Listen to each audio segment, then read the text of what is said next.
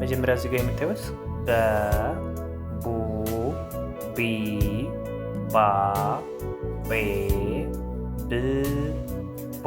ሁለተኛ ተ መስቀለኛው ማለት ነው። ተ ቱ ቲ ታ ቴ ት ቶ።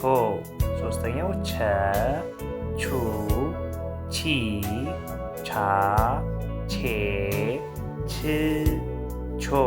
አራተኛው ነ ኑ ኒ ና ኔ ን ኖ።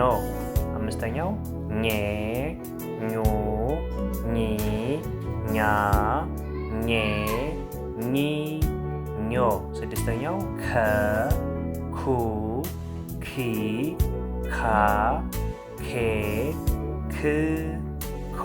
በማለት ቢኢ ነው። ተ ማለት ቲኢ ነው። ቸ ማለት ደግሞ ሲኤችኢ፣ ነ ማለት ደግሞ ኤንኢ ነው ማለት ነው።